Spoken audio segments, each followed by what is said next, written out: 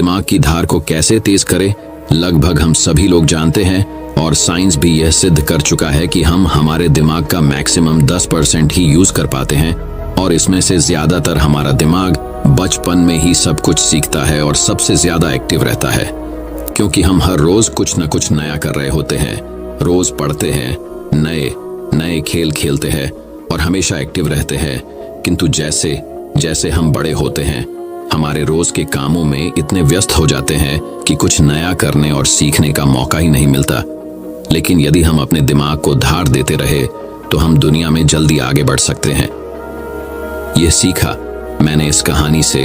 Africa में एक पेड़ काटने वाली कंपनी थी जिसमें वहां के लोग पेड़ काटने का काम करते थे, जिसमें जॉन नाम का एक वर्कर था जो पिछले 8 सालों से पेड़ काटने का काम कर रहा था। उसी कंपनी में एक बिल नाम का नया वर्कर लगता है और एक ही साल में उसकी सैलरी बढ़ जाती है और प्रमोशन भी मिल जाता है।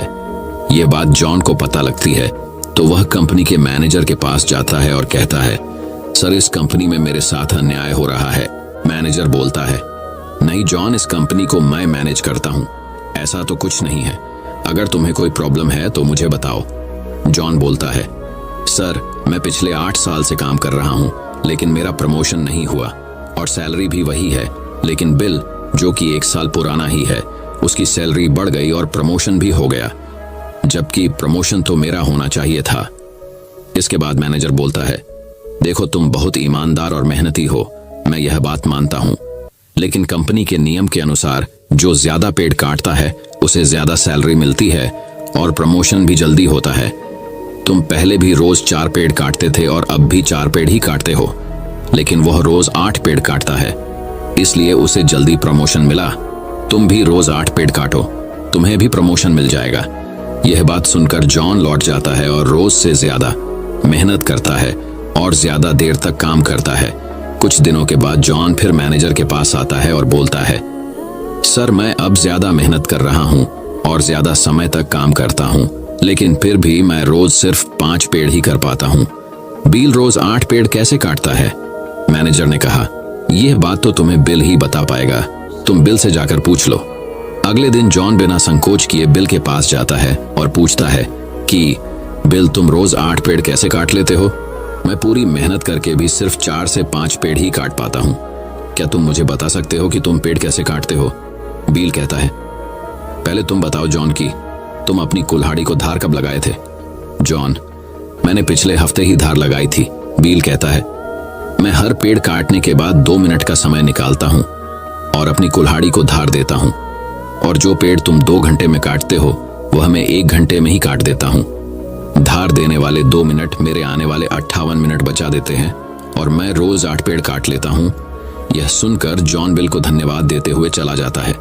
सिर्फ ज्यादा समय और ज्यादा मेहनत से कुछ नहीं होने वाला, इसके साथ साथ उसे अपनी कुल्हाड़ी को धार देते रहना पड़ेगा। जब भी वह धार देना बंद कर देगा उस समय से उसके कार्य पर प्रभाव पड़ना शुरू हो जाएगा। जॉन अपनी कुल्हाड़ी में धार देकर काम शुरू करता है और कुछ ही दिनों में वह भी प्रमोशन ले लेता है। इस कहानी से हमें ये सीख मिलती है कि दोस्तों, हमें हमेशा ही अपनी लाइफ में कुछ न कुछ सीखते रहना चाहिए और अपने दिमाग को धार देना चाहिए, चाहे हमारी उम्र कुछ भी क्यों ना हो।